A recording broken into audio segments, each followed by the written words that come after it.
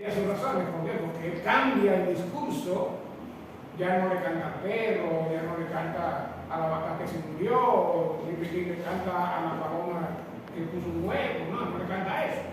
Él le canta a otras cosas, que una vez comentaba con el profesor Abel Medina, que son verdades entre comillas. Canta unas cosas, unas realidades, pero que no son hechos sucedidos, sino que otras cosas que van pasando y lo va adornando con esa figura. Pero bueno, eso forma parte de la investigación que ustedes se comprometen a hacer. Me toca un otro tipo que hablar sobre el canto de la música vallenata. Tiene mucho que ver con la parte de Abel Medina en relación a los periodos. El periodo campesino, es el vallenato primigenio, en donde los cantantes cantaban por necesidad. Cuando digo cantaban por necesidad, porque tenían que expresar lo que ellos hacían, pero que no eran cantantes de grandes voces, ni muchas veces afinados, muchas veces no sabían cantar, pero ellos eran los que tocaban el acordeón y eran los que hacían las canciones, y en medio de esos recursos pues les tocaba cantar. A la gente en esa época no le importaba mucho si cantaba bonito o si cantaba feo. Su prioridad era oír el acordeón y oír lo que se estaba diciendo, lo que el intérprete, lo que el cantante había compuesto. Si estaba en su jornada de trabajo y le apareció una culebra, entonces le hacían una canción a la culebra. Entonces ellos se conformaban con saber qué le había pasado a ese señor en su actividad laboral. No le importaba mucho si desafinaba o no desafinaba, si cantaba bonito o no cantaba bonito. Lo que interesaba era que expresara los hechos y que supiera tocar el acordeón. Le paraban más a tocar el acordeón que a lo que era el canto. Y sus emisarios, sus receptores, eran los vecinos, los que convivían con ellos en las fincas, los que vivían en la finca vecina o los que vivían en el pueblo cercano a la finca, que eran los que les interesaba saber qué pasaba a sus alrededores. Eso era el contenido de las canciones y eran los que ellos cantaban. No le importaba tampoco el timbre de la voz. Posteriormente, ya cuando empiezan a aparecer otro elemento protagónico del canto vallenato, que son los cantantes independientes, ya se forma pues un modelo tipo. Y ahí viene la primera pregunta. Si ustedes se acuerdan de mi nombre, de Álvaro Ibarra, que hablé con ustedes a través del computador en discografía, para ubicarnos, porque de pronto, hoy es cuando están viendo la primera clase, lamentablemente, por una calamidad, ya no pude venir. Entonces, aparecen una serie de voces y yo quiero hacer la primera pregunta. ¿Quién fue el primer cantante de música vallenata que no era acordeonero? Escalona. Un punto menos. Iván Zuleta no era. No era Escalona, profe, no fue Escalona. Iván Zuleta. Solo un punto menos. Profe, no era Escalona. No, era un cantante.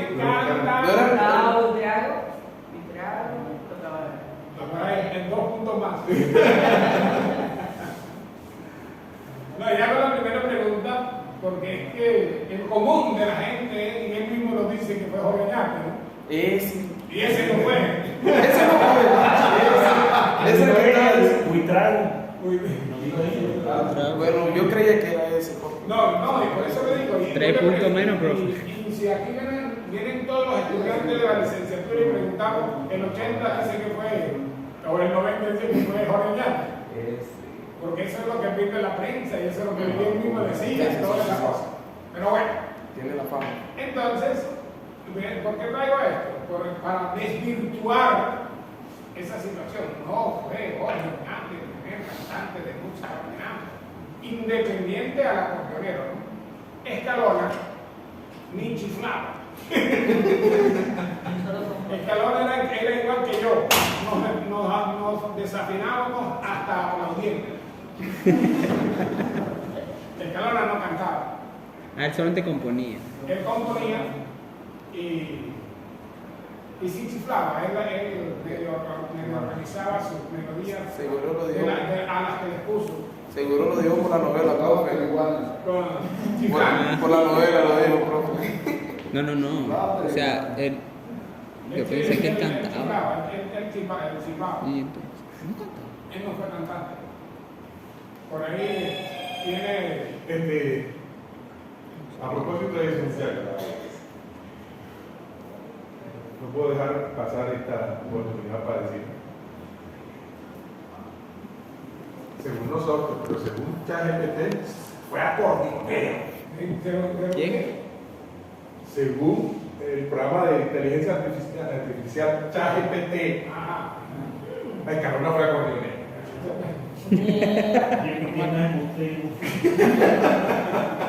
Así, muchachos, que ojo, No saquen resumen de no, eso hay que utilizarlo bien, porque hoy le puse en el parcial a unos compañeros suyos 2, pero no fue porque utilizaron ChatGPT, sino porque la respuesta que le dio ChatGPT toda estaba mal. Ojo con eso, ¿no? Es que el Y ChatGPT y no, a veces. también en todo lo que está en internet no es verdad. Ajá, Claro, porque ChatGPT coge lo que está en internet y Exacto. lo discrimina. Exacto. Y dice cosas como esa. Es más, otra pregunta que contestó ChatGPT es: No sabe quién ya Es una inteligencia artificial. Que tú le preguntas algo y te responde. Siguiente pregunta que hablaba de la contextualización, eso se las hice a ustedes, entre otras cosas, de cuál fue el aporte de Gabriel García Márquez al estudio de las músicas que nos está diciendo, ¿no? Como periodista, ¿no? Recuerden que habló del porro, habló de la cumbia, habló también de estas músicas de Cuba, en fin. Y este muchacho pone como respuesta que no solamente habló, sino que escribió un libro sobre la cumbia y se llama La historia de la cumbia. Girda. Y lo citó. No le crean mucho a internet. Nosotros hicimos un conversatorio ahora días sobre Luis Enrique Martínez y uno empieza a documentarse. Y hay un escrito que dice que Luis Enrique Martínez nació en San Juan. Sí. No, que no le crean mucho. Complicado. Entonces pero sí hay muchas cosas ciertas y uno va mezclando. Bueno, entonces hablábamos sobre ese tipo de cantantes. El primer cantante independiente, pero no en su forma o en su producto propio, fue Buitrago. Él grabó como un acordeonero de Santa Marta, que le decían Corazón, Alejandro Patos, grabó con él. Hay algunos que dicen que él grabó con Abel Antonio, no, pero en esa canción que aparece como si fuera el primer vallenato que canta es el mismo Abel Antonio, no canta Buitrago. A ver, ¿y qué? Pero Buitrago lo acompaña con la guitarra. Álvaro, ¿qué dirías tú a algunos que dicen que él pudo haber cantado canciones de origen vallenato, pero que lo que decía no la cantaba bien? Yo soy Si uno analiza la obra de Yo también. la obra de Buitrago y por ejemplo yo tengo alrededor de unas 100 canciones de Gildardo Montoya. Eso es. Y se parece a Él canta Parranda Paisa. Canta paisa. Falta ver qué fue primero. ¿Ah? Falta ver qué fue primero. Si Loren o la Parranda Paisa. Si en él incidió la Parranda Paisa o él incidió en la Bueno, Parranda la paisa, bueno, eso es la otra parte que hay. No, pero ya te he comprobado que él, no es solamente él, compadre. La música costeña influyó en la Oye, música. yo comparo a Buitrago con el dueño de la tienda de la esquina de la 3 donde lo voy a comprar.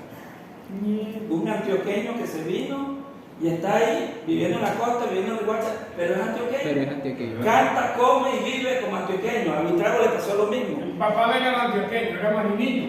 Marinillo, con más jodido. O sea, yo no he visto ningún antioqueño de esos que hable como nosotros. No, todavía no lo hay. No lo he visto. Ni mitad. Y comen es su comida y eso está bien. Pero fíjate que De pronto se van para allá y la gente tiraba para Cuba.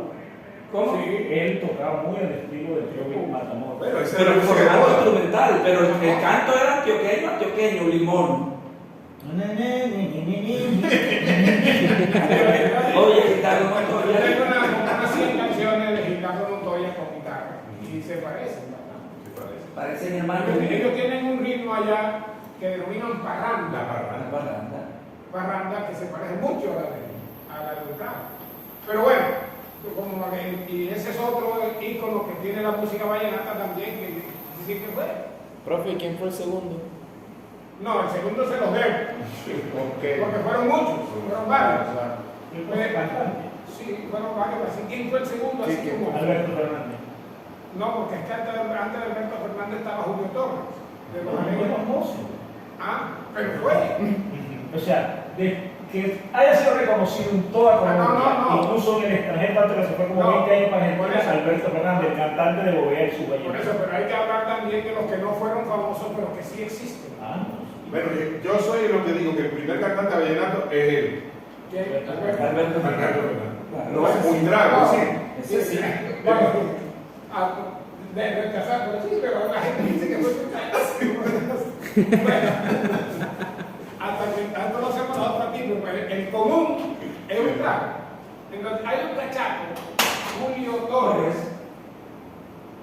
se murió en el año 50. Él grabó con un acordeonero cartagenero, Homo Morales. Homo Morales. Y lamentablemente él vino a conocer a Cartagena, vino a conocer al mar y no regresó a Bogotá. Se murió, se ahogó, 19 años tenía. pasa. Pero ya había grabado música con los alegres, los alegres vallenatos, entonces se llamaba el grupo, y ya él había cantado como solista. Él cantaba y Homo Morales tocaba el acordeón. Eso son los datos prehistóricos, porque es así. Pero después anduvo Luciano Guillo Fragoso, estuvo Armando Zabaleta, estuvo el Nova Maestre, estuvo muchos.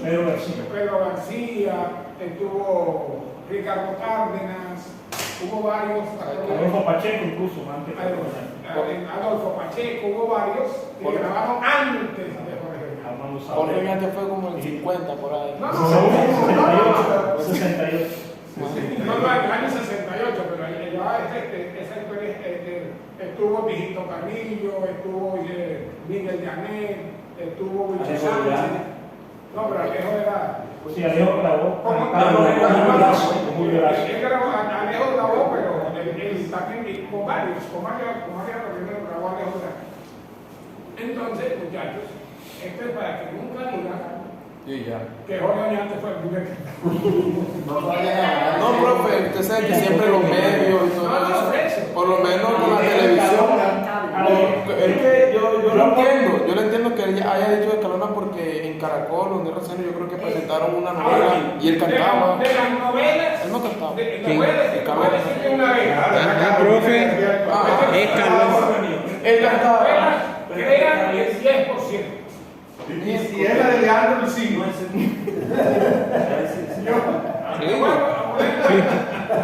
Dos anécdotas. Cuando la canción de Rafael Orozco, Clara Cabello, tenía un novio que era jugador de Junior, en la novela. Que le Y gusta me el tango. preguntaron, le dijo, Clara, yo no sabía que tú eras novia, había sido novia de un uruguayo. Ni yo tampoco. Yo no sabía que yo tampoco. Yo creo un poco, Ese fue un cuento. contar un poco lo de Oñate. Ahora no, espérate, a ver, entonces, ahora cuando comenzaron a darle a la de Leandro Díaz, Yo el primer capítulo, por qué razón no lo hice. En la segunda, estoy viendo yo mi profesor, no, que viene Chico Bolaño, tal, no sé qué, no sé cuándo, que vamos para fundación. Y cuando vengo yo veo a Chico Bolaño manejando un jeep, vea, apaguen eso, a la boca de hablando de las radionovelas, crean el 10%. Ellos mismos advierten De que son- cantaba. son biografías noveladas, hay una Exactamente. parte que es ficción. Lo creíble. Pero es- esto de Jorge Oñate, Jorge Oñate no fue el primero que grabó. Según son ese conjunto José Miguel Cuesta, Pico de Soledad, que tenía un conjunto y grabó por allá en el 48 o algo así, con dos cantantes. Uno se llama Antonio de Alba y otro apellido Rolón. Ese fue el primero que grabó, no con uno, sino con dos. Primero acordeonero que grabó. Donde, la primera porción donde canta alguien distinto al otro. Después vino todo lo que mencionó el doctor Iván. Lo de Oñate fue que generalmente los acordeoneros fue invitando a los cantantes que cantaran una o dos canciones, pero el acordeonero seguía siendo el dueño del conjunto. Ya después pasó a que ya podía el cantante cantar toda la producción, pero el dueño del conjunto seguía siendo quien era el acordeonero. Colacho Mendoza hizo conjunto y por acá abajo canta y salta Sargento Carrillo. Colacho Mendoza hizo conjunto, canta Armando Zabaleta. Inclusive cuando los Zuleta grabaron su primera producción no aparece los hermanos Zuleta, aparece Emilianito Zuleta hizo conjunto y acá abajito canta Poncho Zuleta. Cuando Jorge Oñate comenzó, los hermanos López y abajito canta Jorge Oñate. Muchas veces los cantantes ni aparecían en la torta. Pero Jorge Oñate fue el primer cantante que volteó la torta. Primero la igualó, estaba aquí debajo, porque los López no lo dio conjunto. Cuando él se separa de los López, graba con Colacho. Con Colacho iban a la par, Jorge Oñate y Colacho Mendoza. Los dos eran dueños del conjunto y se repartían la ganancia. Cuando ya se separa de Colacho, que graba con Chiche Martínez, comienza a ser Jorge Oñate, acordeón Chiche Martínez. Y comienza a ser el dueño del conjunto. Y fue el primero. Y de ahí en adelante los cantantes comenzaron a hacer eso. A voltear la torta y a convertirse eso ellos en los dueños y hasta llegar al grado tal que el acordeonero es empleado. Claro. Ahora Entonces, esa es la importancia. Por eso partió en dos Jorge Oñate a la historia del canto. Por el protagonismo. Pero yo pregunto, a ver, ¿será una exigencia de la industria que necesitaba que el cantante fuera la figura? Yo creo que sí. Porque en la música llanera pasó lo mismo, en la música paraguaya pasó lo mismo. Y si nosotros miramos las músicas populares de América Latina, el referente es el cantante. Aunque esta música tiene un instrumento líder que antes, al igual que el vallenato, era el referente del género. ¿Sí? Entonces el arpa en la música llanera, la guitarra en la música peruana, el acordeón en esta, la bandola en la música andina, ¿sí? Pero el cantante, el tiple y la bandola, el tiple y la bandola, pero el cantante fue impuesto, diría yo, impuesto por la industria, porque el que necesitaban vender era el cantante. Y yo pienso que eso fueron armándolo ahí de a poquito, porque ellos inciden en las decisiones. Por supuesto. Y eso está muy claro en el libro que le hicieron La Tierra del Olvido. ¿Cómo es que se llama el libro de Carolina Santa María? Travesía por la Tierra del Olvido. Eso está bien clarito, la incidencia que tienen los productores, ¿sí?, en los géneros. Bueno, entonces, el Jorge Oñate, como dice el profesor Abel, sí fue el cantante, la persona que posicionó al cantante. Porque si bien es cierto, como dice el profesor Emanuel, estaba Alberto Fernández, pero El conjunto era Bogués y Vallenato. Bogués y Vallenato, canta Alberto Fernández. Él cantaba con guitarra, pero también logró cantar con Colacho Mendoza en una compañía. Yo lo digo desde este punto de vista. Y con orquesta, porque él Ese cantaba el que canta- vallenato como vallenato. Sí. El otro cantaba una música que era vallenata, pero la cantaba Como antioqueño. o como cubano, para ponerlo. Como cubano tampoco. Jugar a Cuba y que lo Verdad, metan. verdad. Tú vas a Cuba y te lo ves, el cubano canta de otra Es manera. una cosa que no podemos decir que es. Pero, Repertorio vallenato. claro, ya termino. Un guarapo. Yo recuerdo que la primera vez que yo escuché a Beltrán fue en Medellín. Y cuando me dijo un señor de cierta edad, tenía como 70 años cuando eso, me dijo, te voy a poner un vallenato. Eso sí es vallenato. Eso sí, un vallenato. Y me puso mi trago, yo le dije, oye, lo siento mucho, eso no tiene nada que ver con vallenato. Por esa concepción que teníamos, que eso no suena a vallenato, ¿ya? Pero bueno, sí, ahora. Por ahí hay otra en la historia, Antonio María Peñalosa, que también tocó acordeón, y Peñaranda, el de la ópera del Mondongo, que también grabó con otros cantantes. Pero es cierto, el que le dio importancia donde se comenzó a valorar, a independizar, a darle nombre al cantante, fue con Oñate González, fue cuando ya empezó a tener esa supremacía el cantante, y después vinieron muchos.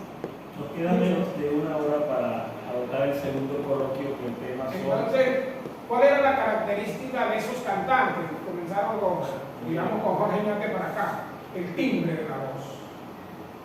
Era un timbre fuerte, un timbre varonil, un timbre de hombre. Ahora sí. O recio, como dice el profesor. Yo no me gusta mucho el recio porque es un término como allanerado. No lo utilizan ni nada. Un término llanero, llano recio. Bueno, entonces era un timbre grave, un timbre fuerte, era la característica de esos cantantes. Poncho Zuleta, Armando Monroy, Pedro García, Miguel Mora, Ricardo Cárdenas. Ese era el tipo de voces que se utilizaban en esa época. Posteriormente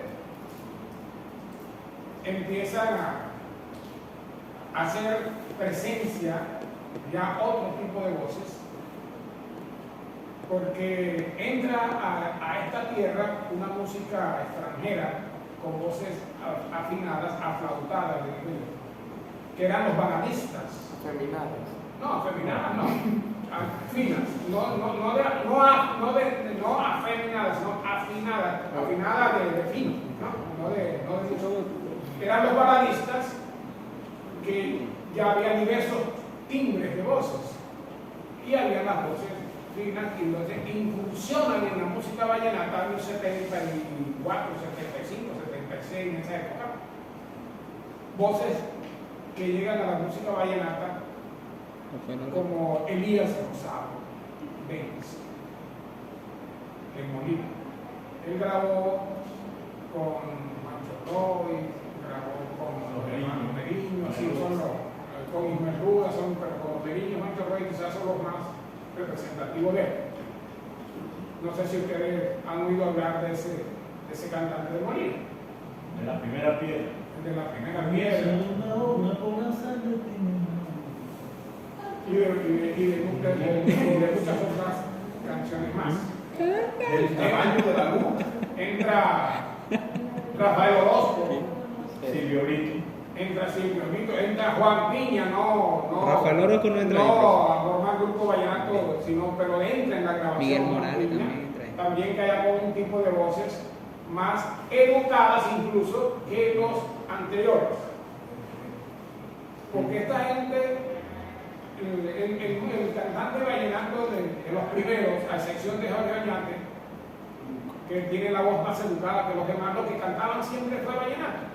Mientras Jorge Oñate se cantaba baladas y cantaba rancheras, y eso lo ayudó a educar la voz. La voz de una orquesta. Grabó como orquesta, entonces eso era, y cuando llegó al vallenato pues ya tenía una voz más educada. Y entonces entra ese tipo de cantantes y establecen un nivel que competían con los de las voces graves. Ya tuvieron la aceptación y fueron cantantes exitosos. Luego aparece el periodo lírico, que es al mismo tiempo de las canciones líricas. ahí utilizan este tipo de recursos, de las voces, el canto lírico era más que todo de las voces finas, de las voces agudas, de este tipo de canciones que entran a exportar la música vallenata hacia el interior del país. Las voces finas llegan a exportar, como dice el profesor Abel, lo articula como el vallenato sensiblero. Ese tipo de voces que tienen unas canciones muy sentimentales, de despecho. La voz de Nelson Velázquez. Voz de Nelson Velázquez. Por ahí, una vez alguien cuando hablaba que por qué no cantaban las mujeres en la música vallenata y cantan necesita mujer. Esas sí son Este tipo de voces que también tienen su papel. Andrógeno. Así lo llama Andrógeno. Alberto Salcedo, voces andróginas. Andróginas. A veces no se sabía si era un hombre o una mujer que estaba cantando. Aparece otra voz fina, Miguel Morales, también no es una voz, pues, entonces Alex Manga, Jesús Manuel, ese tipo de voces finas que ayudan a que con su estilo y con su timbre lleguen con sus canciones, que ahí mucho del repertorio de esa gente ya deja de ser canciones folclóricas y se vuelve más música popular. El contenido de esas canciones ya dejan de cantarle al perro, al caballuca, al toro que le camen, y le cantan más que todo las canciones románticas. Y de esa forma empieza la ruptura y se vuelve música popular. Eran cantantes que cantaban muy bien, que tenían muy buena medida, que afinaban. Era la característica de ese tipo de música. Luego vienen Pero le hago una acotación, pero también al mismo tiempo son cantantes que se volvieron muy predecibles, muy esquemáticos. Porque Rafa Orozco, Diomedes, Concho, Oñate, eran cantantes que te cantaban muy bien una canción parrandera, una lírica, una rápida, te la cantaban bien. En cambio, uno le dice a usted, un éxito que haya pegado Nelson Velázquez rápido. no hay, Una canción parrandera que te haya pegado Los Gigantes. Los Chichis, una canción así bien o sea, se volvieron como muy esquemáticos en las canciones. eran puros paseos. Entonces, eso hizo que uno no reconociera de pronto. Uno de ellos es muy bueno cantando lento. Uno no sabe porque nunca lo escuchó. Nunca lo escuchó. Ya, se quedaron ahí como encasillados solo en ese tipo de canciones lenticos. Canciones rápidas. ¿Cómo? Los gigantes tienen canciones rápidas. Sí, y los inquietos también. Nelson Velázquez, que es hijo de Aníbal Velázquez, grabó un mosaico de canciones de papá, pero eso no lo escuchó. No es la característica. Eso no se escuchó. O sea, se notaba que no era el estilo de ellos. Que no era el estilo. Eso no pegaba porque realmente no era el estilo de ellos. El mismo Silvio Brito tiene canciones rápidas, pero uno no recuerda a Silvio Brito cantando ese tipo de canciones. Claro. No eran sus éxitos. Si no, uno recuerda cantando Romanza, cantando Llegaste a mí, ese tipo de canciones que tienen un contenido, pero no es la identidad. Otra cosa, considero también que ese fue el periodo donde más cantantes salieron. O sea, comenzaron a salir cantantes de todo el país. De todo el país. Los no sé qué, los nobles, los no sé qué de vallenato, no sé qué, las no sé qué de vallenato, porque ese fue el periodo también de moda de Patricia, de las chicas del vallenato, las musas del vallenato, las chicas del vallenato, todas esas mujeres, también ese fue el periodo de eso. Comenzaron a subir grupos vallenatos en Antioquia, en Santander, en todo el país, grupos vallenatos. Entonces fue un periodo en que salieron muchos cantantes, no todos llegaron a ser famosos, Y eso tiene una razón de ser. Si nosotros nos vamos a la época de los cantantes de música de tono grave, tienen identidad desde el punto de vista de estilo. Uno sabe cuándo cambia mucho.